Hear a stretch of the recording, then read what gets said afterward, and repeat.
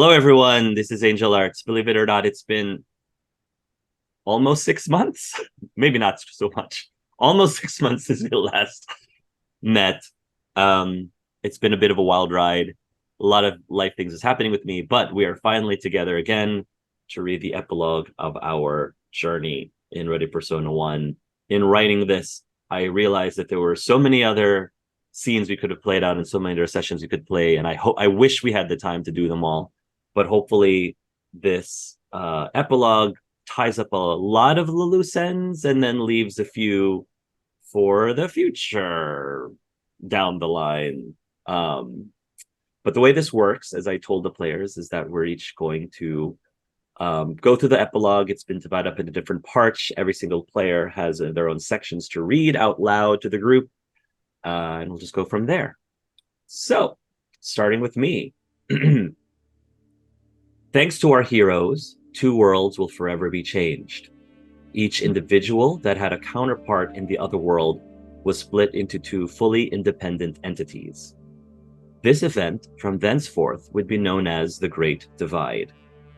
They now have the freedom to follow their destiny in the way they see fit. Although their tight bonds have been severed, they are still connected in some way. On occasion, they can sense their counterpart, perhaps a surface thought, an emotion that the other is strongly feeling at the time, etc. For most, it's very subtle and easily dismissed as being nothing of note. For some, it may be slightly more noticeable, but still easily moved past if they choose to not concern themselves over it. Think of it like the subtle connection that identical twins tend to experience. At first, the two worlds focus on their own affairs, rebuilding and restoring. Eventually, people on both sides grow more desire to pass freely between the worlds. Policies begin to form in order to regulate these travels, much like the boundary between neighboring countries. Mayor Maxine Marvolo is a major leader in these policies. The tarot cards that our heroes possess are extremely powerful artifacts, with their origins and source of power still a mystery. Gaben's studies of them have unearthed very little concrete details other than the theory that they have existed for an extremely long time, perhaps as old as creation itself, and perhaps their origins lie outside even their own reality. The other discovery is that the material of the cards are almost identical to that of the Athenaeum's bookmark into their world. The tarot cards themselves are extensions of their anomaly identity, a way for them to break the rules of their universe and possibly other universes. Whether they continue to harness their power in the future is ultimately their choice. Abandoning the cards altogether could be an option, but if they ever fall into the wrong hands, it could be disastrous. Gaben Stoll. Gaben establishes a new company called Asgard Industries, repurposing the now shut down Vita Core building. Through his new venture, he begins selling inventions like Stole 95 to both worlds to increase his wealth even further. Poor Unfortunate Leather is one of the product's most loyal customers. The product is a huge hit, especially with the help of Abe's voice acting ads. With more wealth he knows what to do with, Gaben uses it to help family, friends, and those in need to make their dreams come true. Since it's mostly the plugged-in who witness his fight with Mirage, the Vita World citizens see Gaben as a god of death and war, but back in his home world he appears just like any other mortal. Using both his godly power and his money, he helps Forrest tear down the amusement park and restore the ranch back to it the way it was. Gaben will do his best to help Cade acclimate into society. During their times together, Cade has earned his full trust, and Gaben continues to support him whatever he may need. Gaben also helps Ave and Forrest do research in the other world, in the Athenaeum, to understand them better. Meanwhile, Forrest vocalizes their lack of Volo lacks support Gaben's relationship with Miba as they express concern, but do not force their decision on him either way. Ave. Ave's initial main objective is helping Forest strengthen their dimensional abilities. Shortly after the creation of the link between the two worlds, Ave suggests a system of 5 factions for Arcadia: coins, wands, swords, cups, and heroes. The new hero faction would take the role of an embassy, keeping the needs of the hero world in mind, as well as represent heroes migrating to this world. Ave asks Gaben to lead his new faction, and in turn, Gaben asks Ave to be his right hand. Ave took the mediator role together with the Knave, 2 sides of the same coin, making sure both worlds are represented as fairly and justly as possible. Since Vida had been shut down due to morality issues, controlling people from another world is a bit messed up after all, he quits his voice acting life, though is still recognized often as the voice of Stole 95. Ave has a new career path in mind, becoming a defense investigator, which is essentially a private investigator who works together with defense attorneys to find evidence of someone's innocence. It was a perfect combination of his newfound admiration for Sam's profession and his desire to save and protect people. Being possessed by Yellow gave Ave a knack for firing guns. While he didn't want to, he had to protect himself a few times from criminals who had it out for him, all of whom left the scene with some nasty non-lethal bullet wounds. Those few times were enough to show the criminal world that he shouldn't be messed with. Ave never made amends with his parents. After all, he didn't see them as his parents anymore. However brief their encounter was, Sam and Black Powder left a parental impression on him that he never found during his youth, and he will always look up to them as his new parent figures. Many animals felt during the course of the RP1 story, especially in the events leading up to the Great Divide. Ave would take his time to gather as much info as possible. By speaking to all sorts of animals within Arcadia, and would create a memorial for all animals that perished during the revolution. Forest's initial goal is to stabilize the city and aid any who request assistance in reconstruction efforts. They go after any officials who were corrupt or unfit for duty before the Great Divide.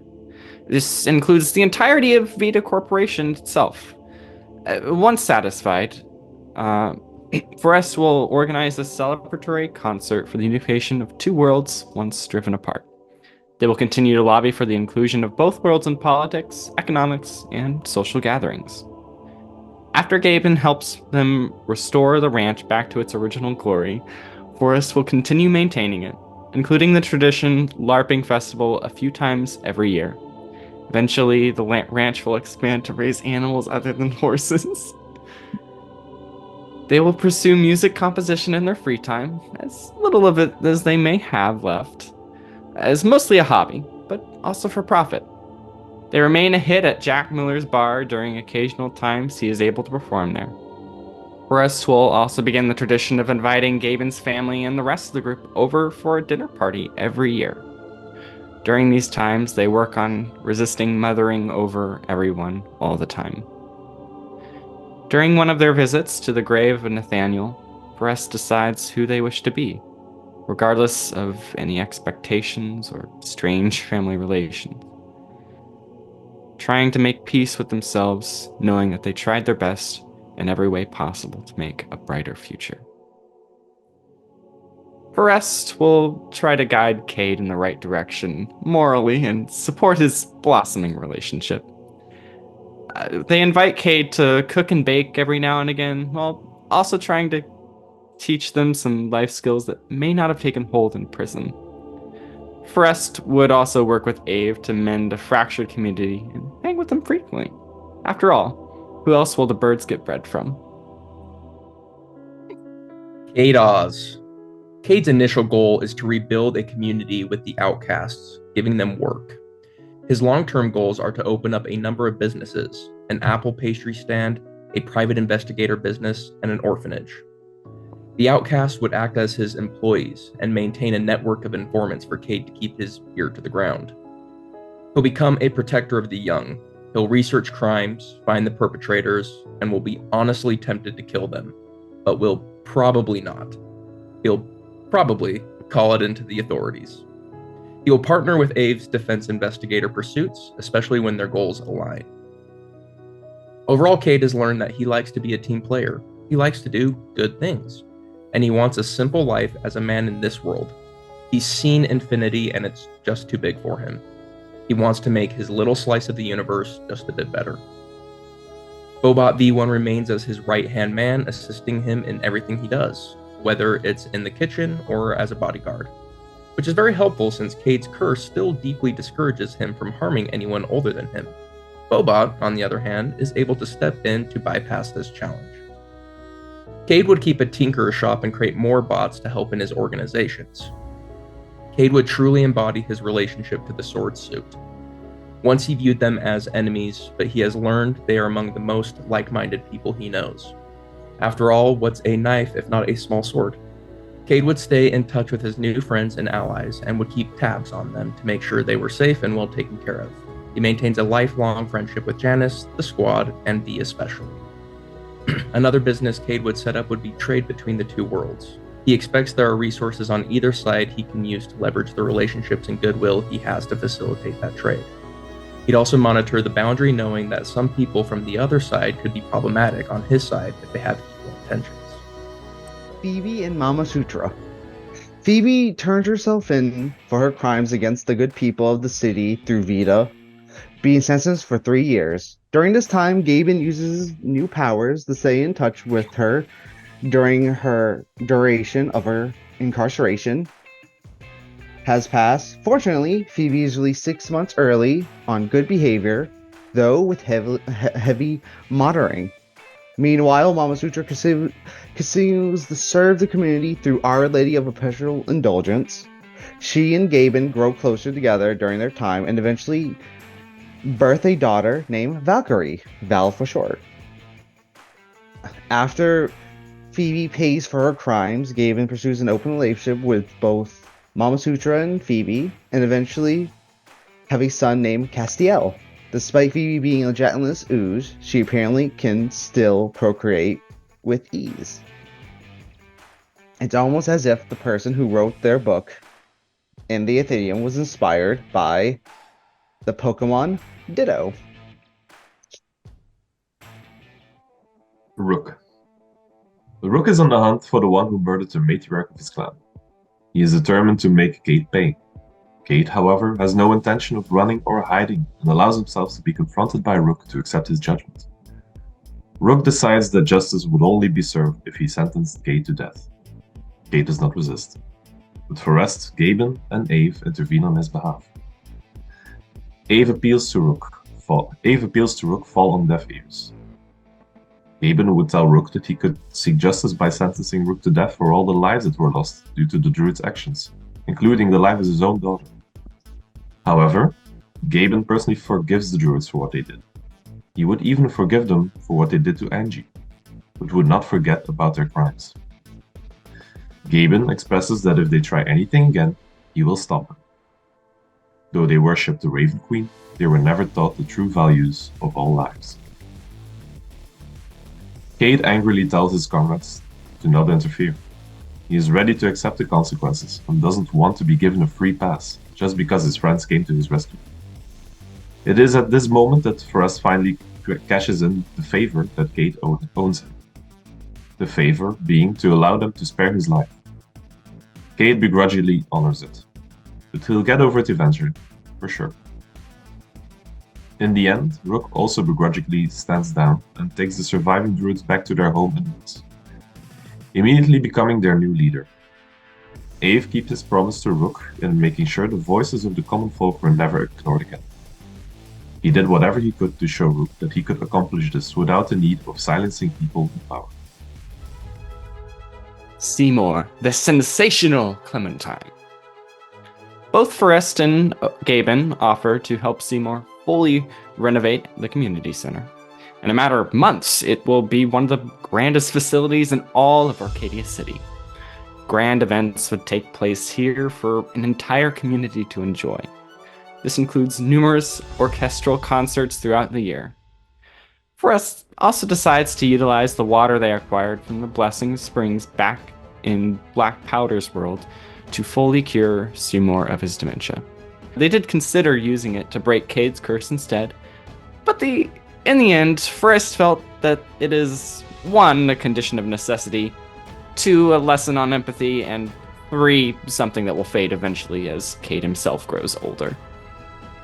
Extremely grateful for the second chance Forrest gave him, Seymour will gladly teach Forrest how to harness his own mentalist powers even further. Ave will ask Seymour to join his defense investigator business too. Reading the mind and memories of the defendant could prove quite handy after all. Though Seymour is most passionate about performing on a stage, he agrees to work for Ave part-time. Thanks to the help he will provide to numerous innocents, Seymour will truly become sensational in the eyes of his peers. Dr. Janice Appledew. After much persistence, Forrest successfully wrests control of the Appledew's old estate from the remains of the Vita complex. He then gathers all their friends to help replant the great apple orchard. Dr. Janice is tearfully grateful, dreaming of seeing the orchard flourish with the abundance of juicy fruit that it used to have. Her family returns to manage and maintain their old orchard. Perhaps one day it would supply the apples for Cade's dumpling business. Forrest would maintain a friendship with Dr. Janice, having her over once in a while for apple pastries and other such confectionaries. Forrest even recommends Yellow to her as a possible therapist. Maybe, possibly, eventually they'll try to talk things out. Might help. What's there to lose? As much as Yellow is trained at resisting manipulation, Forrest can be extremely convincing. Yellow eventually concedes, at least for a session. Yellow continues to see Dr. Janice on a monthly basis for the next few years. Oh boy. Stella and Stalin seal. Upon hearing about Raphael and SJ from Gavin, the Stalin marriage bursts like a collapsing dam. The husband and wife keep their distance from each other for a time. Stalin was absolutely livid by the news, and Stalin was deeply ashamed. Stalin, in particular, needed space to process and could not address the situation with his wife during this time, in fear of what he would do. While they don't officially divorce, they did separate from living in the same house. It is unknown whether they could manage to reconcile, but they are still devoted to ensuring SJ is surrounded with love from both parents. Fortunately, Stalin has enough distraction from family business in his job. Gabin is in SJ's life as much as he can without disturbing the Steele's family life. To the dislike of Stalin, Raphael, and Stalin, Gabin spoils SJ as much as he can get away with. Tomas. Ave and Tomas work together to find a way to make dry rye pie popular enough to earn a living for the Lockwood family. Through a stroke of sheer luck, thanks to more, they discovered that the recipe was a huge success in the hero world. Something about restoring a lot of hit points and giving some strong buffs. Immediately after watching the end of Phase 12 of their favorite cinematic universe, Ave asks Tomas how relieved he is about his family business success. Tomas says he's particularly grateful since he's no longer needed to work for Our Lady of Perpetual Indulgence. It is at this time that he explains to Ave that he is asexual, which is a huge reason why he was so uncomfortable with the entire Honey Boy game. It was also the reason why he created Homeboy, hoping that perhaps through his avatar, he'd be able to feel the type of things he couldn't in real life. But while plugged in as Homeboy, those feelings and sensations paled in comparison to how someone he knew in real life made him feel. Tomas explains that although he considers himself ace, he doesn't consider himself a romantic. This is the moment Tomas finally confesses his true feelings for Ave. He was absolutely horrified at the thought of jeopardizing their friendship. But the truth of the matter is that Tomas cares deeply about Ave for a very, very long time. Though he was always worried about whether his best friend could ever see him in the same way. He secretly wished that he actually had Homeboy's powers, because then maybe he could sense how Ave felt about him. Perhaps that was his subconscious reason for creating that avatar in the first place. Abe listens carefully to Tomas' words, and after thinking about their past interactions, he suddenly realizes moments when Tomas was clearly testing the waters with him. Realizing that sometimes words weren't just enough, Abe pulls his best friend into a deep hug, one that lingers for a very long time. They decide to try having an actual first date at Planet of the Crab. They have a great evening together, but only time will tell if it results in anything beyond a strong and solid friendship. Viridian. Brest has a much-needed breakdown while having a heart-to-heart with Viridian and the horrors of the orphanage. Viridian admits she has many scars, both physical and mental, that still haunts her from time to time as well. At least more than she's willing to admit. The conversation was difficult, but necessary. And by allowing themselves that vulnerability with each other, their bond forms significantly stronger. Later, Forrest continues to try to convince Viridian to drop her life of crime. They offer her a job as a stable hand and a resident worker on the ranch. Viridian says it's tempting, but it's just not a job for her. She'd rather be doing something a little more daring and covert. That's when she decides to join Cade's private investigator business, running a branch in Sizo City. Her methods in investigating may not necessarily be the most legal, but they are still quite effective. Besides, it gives her and Cade ample time to hang out and develop their growing relationship together. Jennifer Steele.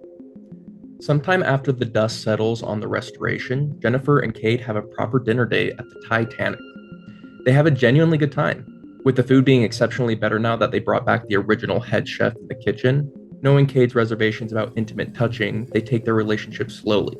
Fortunately, Water Genasi are adept at going with the flow and adapting to change. It sets the stage for a very strong and stable relationship. Stalin still has initial reservations of his own, but given Cade's recent track record and the fact that Stalin has other family issues to occupy him as it is, he allows their relationship to continue its course. Abe asked Jennifer if she was willing to start a full papers and paychecks campaign with the original playgroup from the convention: Tomas, Gavin, Cade, Forrest, and Abe. Scheduling proved to be challenging, but every now and then they found a day off to enjoy playing around with their goofy employee characters. Their campaign actually ends up lasting for a full 10 years. Angie Stoll and Raphael Stoll.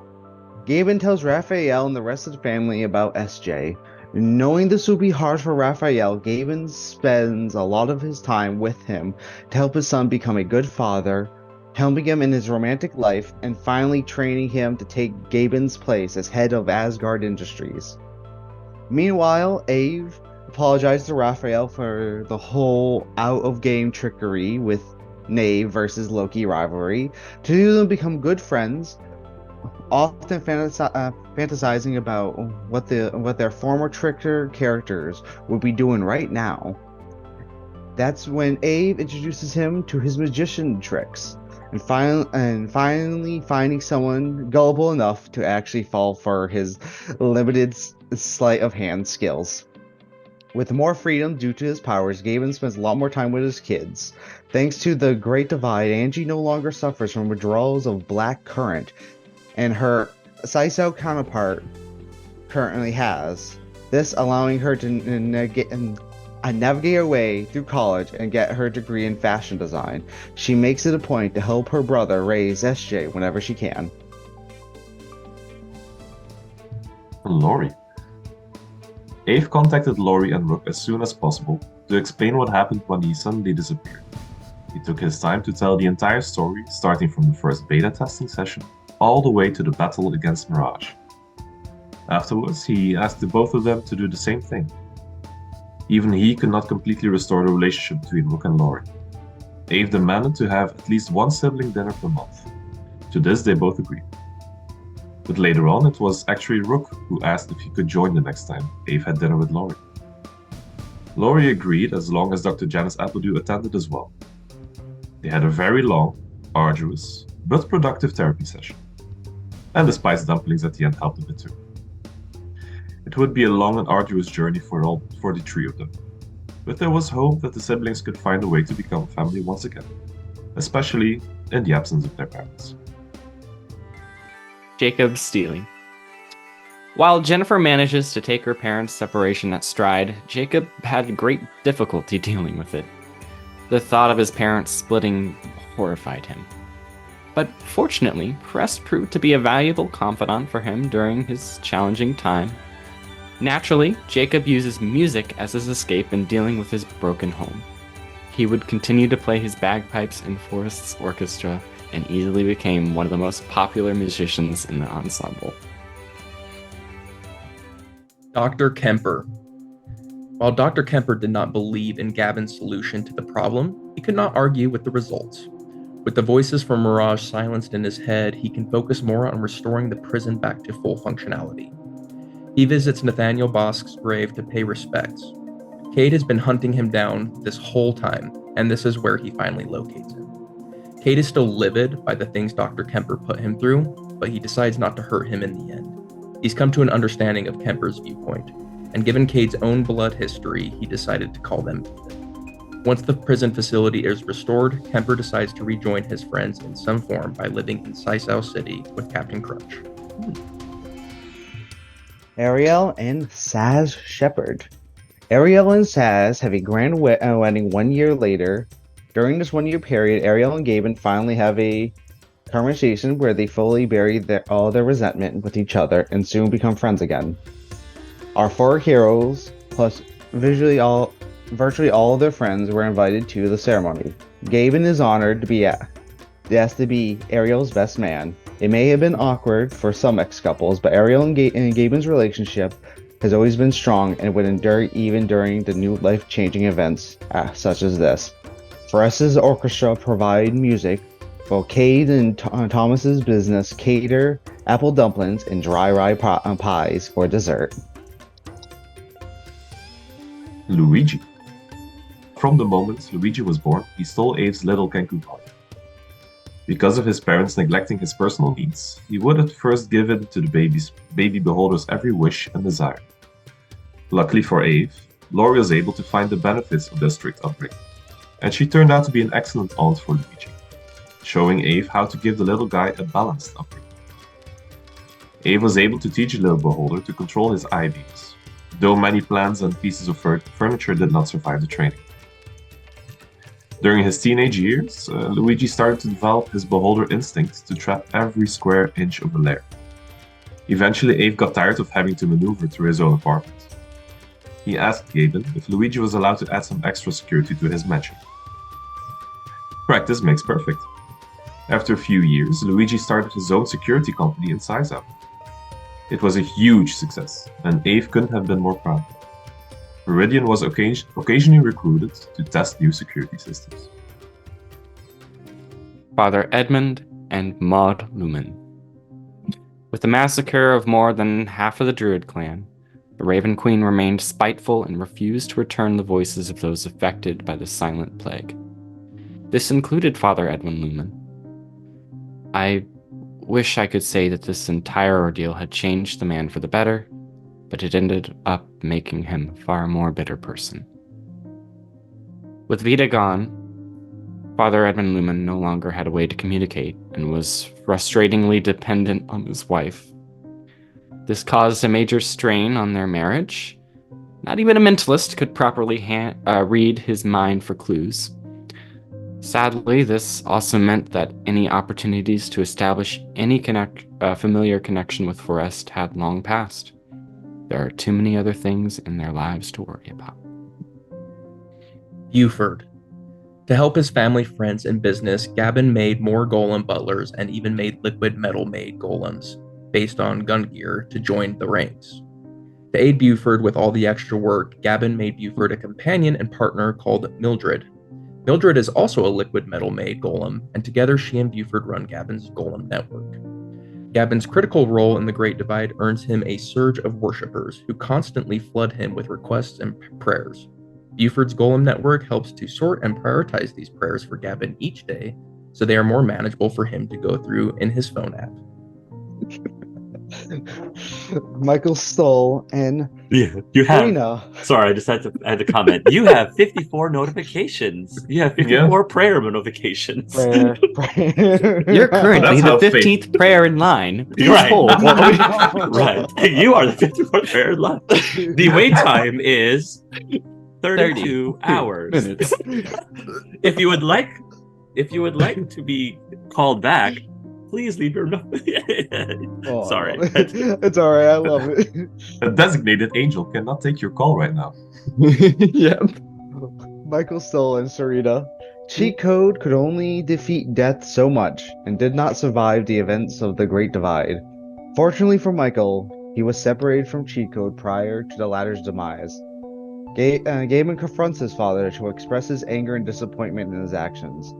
Not only did he hurt others, but he was willing to portray Gaiman and his family. He ensures that his father pays for his crimes, ultimately resulting in his imprisonment.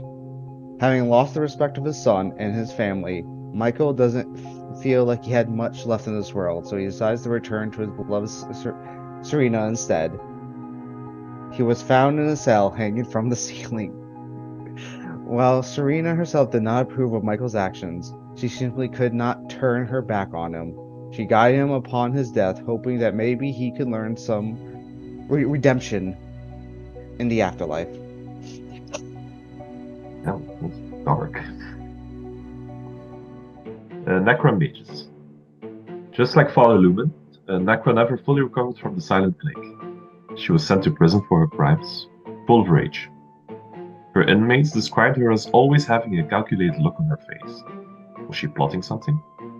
Hard to tell, since she couldn't communicate what she was thinking, even if she wanted to. Dr. Kemper made it a point to avoid her as much as possible, but she always seemed to seek him out regardless of her inability to actually say anything to him. Anyone who pays attention can sense that Nakwa is plotting something. To what end? Blue and Jethro Miller. At some point, Forrest's horse, Blue, runs away from the ranch and starts a new life in Sizo City. There, he becomes a notorious chicken-murdering villain known as the Raging Stallion. Meanwhile, Jethro Miller finagles his way into Sizo City to continue seeking his get-rich-quick schemes, much to the chagrin of his son, Jack. Jethro tries to run a cockfighting ring using mutant chickens, but is accidentally bitten by one of the radioactive fowl. This grants him chicken superpowers, ultimately becoming Raging Stallion's arch nemesis. It sounds absolutely absurd, but the ridiculousness of their rivalry increases their comic book sales. Jethro uses the royalties, which is just a minimum percentage, as his main source of income. Chrono. All Chrono ever wanted was to become a hero in the most classic sense of the term, and Sisao City is the perfect place for him to answer this calling. He spends his days saving the people of Sisao time and time again, whether it be mundane teleporting people who are late to where they need to go, or by doing battle with a great villain. He has stepped into what it truly means to be a hero, taking on the weight of problems so others don't have to. He'd end his days with a much-deserved dip in the hot tub with some food and good company. Cade's contacts keep close tabs on Chrono on his behalf, for he knows how strong Chrono is. If a Chrono-level villain came on his side, it would prove devastating. Loki and Thor. With the events of the Great Divide, Loki and Penny are free to be together without the strings attached from their Arcadia counterparts. They enjoy many years together and keeping the people of Sisao City on their toes with Loki's trickster antics. This doesn't mean he won't find some time to continue his perpetual rivalry with the Knave of Diamonds, however. Thor has a rough road ahead of her to completely cut herself off from Black Current. It is a highly addictive narcotic, even more intensified for someone of godly nature as she. With the help of Gaiman, Thor will become mighty again, free from the effects of her past addiction. She now has to keep herself silver indefinitely for it can be easy to return to should she decide to indulge herself in the selfless again.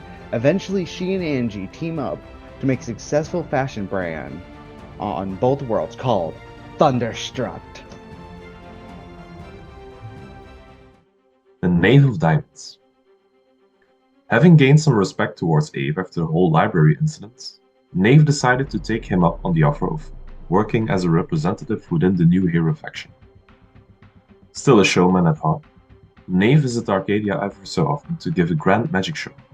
His popularity skyrockets, and so does his ego. Knowing of Abe's former wish to restore Seymour's show, he would occasionally ask the half-orc if he would like to perform together for a grandiose display of mental prowess. After giving it much thought, the allure of performing on stage again was an opportunity he simply could not pass up. The streets of Sci-Fi City were filled with rumors of the rivalry between Knave and Loki. Some said they were still duking it out every so often to prove who was the better trickster. Others claimed they saw the two together in what seemed to be forbidden romance. With such conflicting rumors, it was almost as if there were two versions of the Knave doing completely opposite things. That couldn't be correct, right? Yellow. After all the excitement of the Great Divide, Yellow would travel somewhere nice, maybe the equivalent of Fiji, and just ignore the world for a while, only taking the time to check in on Forrest and the rest of the group now and again. Forrest would talk Yellow into taking therapy for all the years of murder and lack of proper support channels. Also for the borderline personality disorder stuff, per Dr. Janice's recommendation. Yellow acquires a tortoise, names as an emotional support animal, and names it Nimbus. Yellow also competes in a shooting competition, taking a few trophies home with them. Yellow tries to retire themselves from a life of governmental auditing. They keep an eye on Forrest and drop in uninvited every now and again with gifts and stories from the other world. Yellow catches the wind of some rumors surrounding the Knave of Diamonds. Is there two of them now? This mystery must be solved. They stalk from the shadows, find clues, and try to balance relaxation with this increasingly interesting predicament. Were there always two of them? Has he been playing them the whole time? Naturally, Yellow hides their investigation with flirtatious advances. Livestream. Livestream decides to settle indefinitely in Arcadia as opposed to Sci-Fi City. He felt that his skill set would be better suited on that side of the universe. Abe intended on ensuring everyone that he has an easy method of sending their of letting their voices be heard. He asked Livestream to create some sort of online platform to accomplish this. An easy way to gather opinions and an AI that can find matching patterns in these opinions to help create a solution that benefits as many people as possible without hurting others. As a forum that allows the most underrepresented voices of Arcadia with a chance to spread awareness and a call for change. Moji. Forrest maintains a good relationship with the shapeshifter. After several months following the Great Divide, Moji decides to take a break from crime fighting to star in its own children's reality show, Little Sibling. The premise is a group of kids live together in a well-furnished funhouse to undergo games and challenges, voting each other out each week. Moji serves as the host, which works quite well since younger kids tend to respond better to visuals rather than words. After a few years, SJ competes and becomes the reigning champion of Season 8.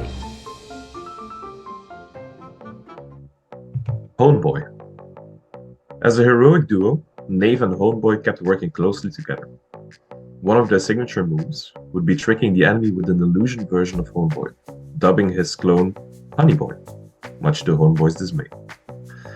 They would remain loyal to each other and continue to fight against Spline. Captain Crunch and Nutmeg. Yellow tries to remember that the captain is only a shell of a memory of the grandfather they once had. In doing so, they let go of the attachment they had to Nathaniel and re-meet who Captain Crunch really is behind the mask.